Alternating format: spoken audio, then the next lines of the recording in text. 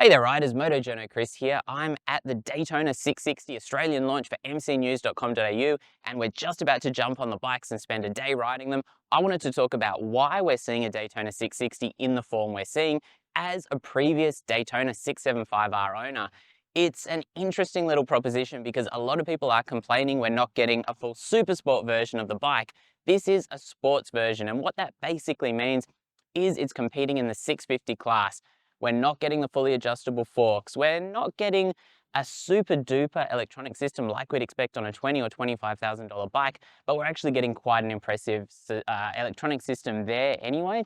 And it's just basically the type of bike that people are looking for in a slightly lower price bracket than those full super sport machines, which have really fallen out of fashion these days because people don't like the super aggressive riding position. It's not a great everyday bike.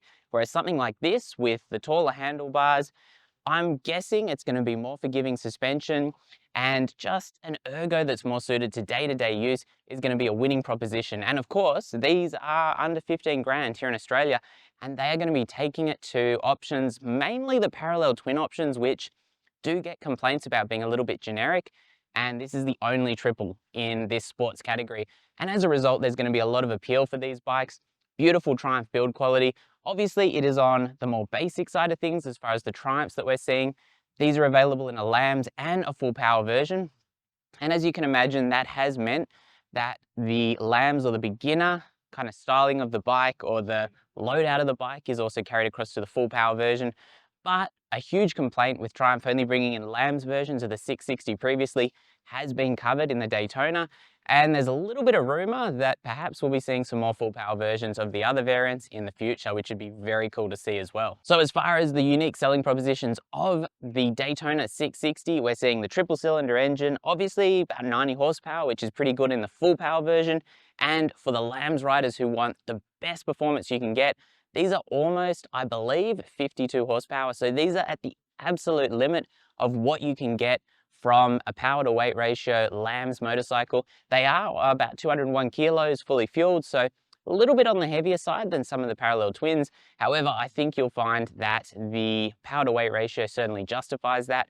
And I'm really interested to see, because Triumph have a long history with the street triples, including the street triple 660, which was years and years ago, of having really one of the sweetest handling basically packages in the segment. Okay, so now we're going to jump on the Daytona 660 and head out for the day. We're here at the Bend Motorsport Park. We're heading back into Adelaide. I'm told we've got some really good roads on the route, and I'm really looking forward to testing out the Triumph Triple because it's been a while. I really still regret selling my Daytona 675, and maybe one of these would fill that gap in my life.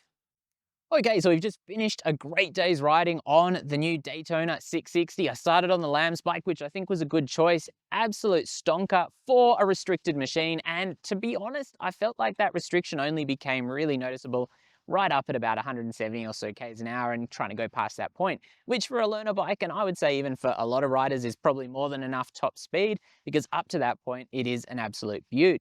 Obviously, it is a very similar, or really the exact same machine as the full power bike as well, which just has about an extra 30 kilowatts of power. And obviously you're going to find that at the top end of things. There is some small kind of engine character difference, I would say, between the two bikes, but I'm probably a little bit sensitive to that because I used to have an old Daytona 675R, and I gotta say, after riding these two bikes, I would buy one of these in a heartbeat over my old Daytona 675R, which was Öhlins equipped, it was Brembo equipped. I think for the usability factor, a machine like this is just going to win hands down.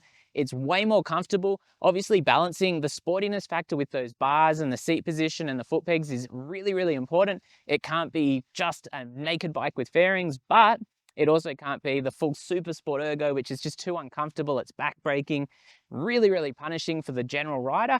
And this is the perfect compromise. When I first jumped on the bike, I kind of felt it across my back, which I think is just not riding a sports bike for such a long time. But after all these hours on the bike, no issues whatsoever. Super comfortable, really fun thing. Despite having non-adjustable suspension, there's preload at the rear, there's Showa forks. Really nice suspension setup, obviously for the price because we're not talking about Öhlins, but at the same time, I was really happy today, and we did go over some bumpy roads. Really great handling, quite typical of the street triple 675s, which were always such a great machine. This feels very, very close to those, and I can't say how good that is for this bike because those were always a machine which really stood out in that area. Again, we've got some Triumph branded calipers, good braking performance. Overall, there's really very little I can criticize on this bike. These are under 15K, and being a triple cylinder means that you're getting something totally unique in this segment of sports bikes, the 650 class. And I think a lot of people are going to jump on one of these as a new rider and be blown away at how good it is. And it might actually make upgrading, depending if you go to another brand and grab a parallel twin or something, quite hard at the end of the day. But the full power version is going to be available as well, which is always something people are asking for when Triumph bring in these 660 engines. And I think a lot of people are going to be very, very happy about that. And that's a good thing. As to a highlights reel of features on the new Daytona 660s, that triple is obviously the gem, with ride modes helping give a couple of different engine characters as well. The LAMS bike actually seems to pull away from the full power 660 at lower speeds, with torque prioritised down low and not trailing the full power bike by much at all as far as peak figures. That means you've got more torque laden low to mid range, which also made for a smoother transition on and off power, or onto the slipper clutch as it may be, which also works very nicely. The bike pulls easily from down low and is more lug friendly too, which overall I'd say is more user or particularly beginner friendly. The full power felt a little more free flowing, particularly down low, not quite as happy to be lugged or to be really lazy with that gearbox, and I'd say because of the torque peaking later, that was a little less smooth on the power transitions, but more closely reminded me of the engine character of my old 675, and that thing had 130 horsepower, on paper, in just being a little more aggressive overall with a bit less engine braking, as well as obviously having a decent advantage at the top end of things as far as speed, where the LAMS version very much hits a computer programmed wall. Now gears are tall in both, and the gearbox pretty slick, apart from struggling at times to get into neutral, and clutchless shifting was very easy and natural. No quick shifter on these bikes, you will need to grab the accessory version for that, which I'd do if it was me, alongside an arrow exhaust if they offer one for these too.